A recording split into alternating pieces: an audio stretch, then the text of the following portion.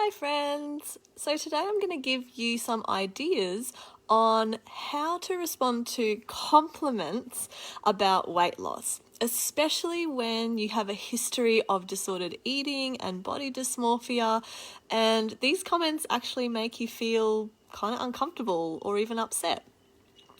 I'm also going to discuss how to respond when yoga students or clients in your practice or in your gym body shame themselves. This week's topic comes from Bree. Hello Bree, and thank you, who has given me permission to use her name. So she wrote to me, "Right now, I'm navigating how to inform others about diet culture, fat phobia, body dysmorphia, disordered eating disguised as wellness," which we talked about last week, when they unknowingly make a comment or compliment that's tinged with or fuels one of these things. For example, when someone compliments me with, "You're looking great, you've lost weight," it's extremely triggering and uncomfortable for me and for so many others with a history of disordered eating and body dysmorphia. One comment can have such a huge backlash for me that if I'm not super mindful, it's like I have to do damage control in the days after. I usually smile or laugh, but I would love to feel more comfortable having a conversation around it with them, as well as with my clients when I notice the way they speak about food or their bodies. I'd love to hear your thoughts.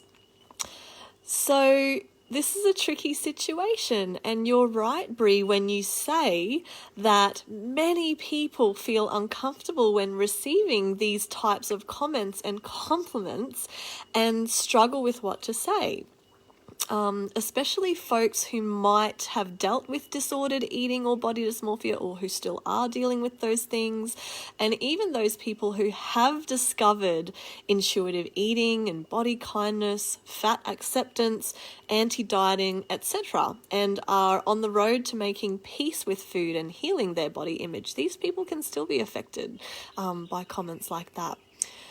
A comment like, "You've lost weight, you look great," can really derail some of that hard work that you may have put into healing. In the yoga world, we might hear variations on this. So for example, "Your body's looking amazing since you finished that juice fast," or "Your jump throughs look so much smoother now that you're not carrying that extra weight," or "You're looking more pitta than kapha now. You looked a bit juicier the last time I saw you." That's one that I was personally told by a yoga teacher a while ago, and I don't even live in a larger body. I have thin privilege, and I've still experienced these kinds of comments. In the fitness world, it can look a little bit different. It can be, "You look so good, you've leaned out," or "You've dropped fat mass, way to go," "Body comp is on point." All these variations are the same kind of, they're on the same theme of complimenting someone for perceived weight loss. And I say perceived because sometimes the person hasn't lost any weight at all, and the comment just comes as like a greeting or a nice thing to say to someone, And to be clear, for some people, these compliments are going to make them feel better about themselves, at least in the moment. These aren't the people I'm speaking to today. I'm speaking to the folks who have to do damage control in the hours or days after receiving such a comment because it triggers them for all the reasons I'm about to explain. So the first thing I want to say is most of the time, people who give you weight loss compliments genuinely want to give you a compliment. They are genuinely trying to be nice. So it can be a weird situation to be in because you don't want to be rude in your response, right? But you also don't want to leave your values by the wayside by maybe saying nothing. And the thing is, congratulating someone on perceived weight loss isn't always going to help that person to feel better about themselves. In fact, it reinforces harmful ideas about body size. These comments can really galvanize weight stigma. And weight stigma isn't always overtly calling someone fat or body shaming someone. It can also come in the softer form of congratulating someone for losing weight. I call it soft weight stigma. Praising someone for losing weight implies that their body was in some way bad or worse or unacceptable before. And that's a problem because it's both weight stigmatizing and just plain old untrue, because weight loss does not make you or your body unanimously better. So how do we respond to these kinds of this kind of unwanted body commentary? This is really going to depend on a few things, such as how much energy you're willing to put in at the time, how strong you're feeling in the moment mentally and emotionally, how much emotional labor you want to put into explaining concepts like weight stigma or fat phobia to the person, how you are feeling emotionally, and who the person is, what your relationship with them is like. So say it's someone with whom you feel quite comfortable sharing a little bit about your life. You could say something like this: it's interesting you say that. I've actually stopped dieting and focusing on weight loss, and I feel better for it. This keeps it short and sweet without being too confrontational, and it lets them know that you no longer see weight loss as a goal or something that's really that important to you anymore. If you've got emotional and mental energy on board at the time and you're maybe closer to that person, you could divulge a little bit more about why being complimented on weight loss or body size doesn't feel good to you, given all the work that you've done and you've been doing to unlearn disordered eating and disordered thinking around food and body weight. A step further than that would be to disclose your intentions or your successes so far in healing from disordered eating and body dysmorphia, or maybe to answer some questions they might have about diet culture, weight stigma, and so on. Again, you'll need to gauge where you're at in the moment and check that you feel safe enough and have enough brain bandwidth on board to have a conversation like that. Just remember that diet culture messaging, it permeates our whole existence pretty much from the moment we are born. Burning diet culture to the ground is a big job, and it can feel like in moments like those that there's a lot of pressure on you to educate others about what diet culture is, what weight stigma is, what fat phobia is, etc. That's a lot of pressure on you, right? That's a lot of pressure to be under. And the truth is, you don't have to explain anything or educate anyone in that moment unless you and the person are open to that.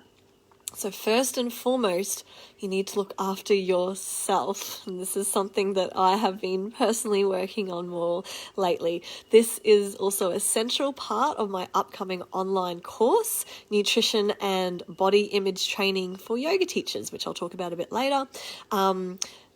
Moving on with the responses. If the person is more of an acquaintance or maybe someone you don't know well, or maybe you're just tired, you just can't be fucked engaging in that moment, then a short, neutral response could suffice. Something like, oh, I hadn't noticed, or I haven't been trying to lose weight. And then just quickly change the topic if you can. It's okay not to dive into full activist or educator mode. Look after yourself first. So sometimes body commentary and these kind of comments are going to trigger some pretty strong feelings in you, especially if they're more overt and less covert and more moving towards the actual body shaming, fat phobic kind of comments. You might be feeling annoyed. You might be angry, you might feel this visceral rage rising in you, especially if you're a larger bodied person who has dealt with a lot of weight stigma and bullshit body commentary throughout your life. Sometimes you're just not going to have patience for these kinds of comments, and expressing your anger might be exactly what you need to do in that moment. You don't have to rip into them, but saying something like, can we please not talk about my weight? Or having you comment about my body makes me feel uncomfortable or anxious or angry or however it is that you're feeling. Or, that's super triggering to me. How about we just don't talk about my body size? This might feel really confronting, but if the person you're engaging with is someone with whom you want to have an ongoing relationship, they might need to know how these comments affect you. If they care about you, I'm sure they'd want to know how those comments affect you. It might also prompt that person to think more deeply about the ways that they offer body commentary in the future, and they could learn from the experience. So with friends or clients or yoga students or personal training clients who are making body shaming comments about themselves, whether it's in your class, in your group session, etc., in your clinic, if you do want to say something, you could keep it light. You could say, hey, that's my friend that you're talking about right there.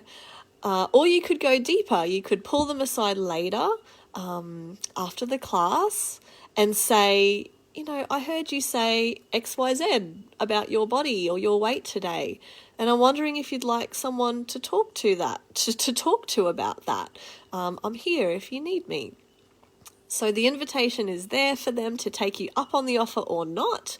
And in the right context, sometimes I've found that offering slivers, you don't have to give them the whole story, but little bite-sized pieces of your own journey, if they're open to that, can be helpful. Or if they're receptive to it, gently letting them know that there are ways to improve body image and to feel better about themselves. Thank you for your comments, Sandy. That is so true. I agree.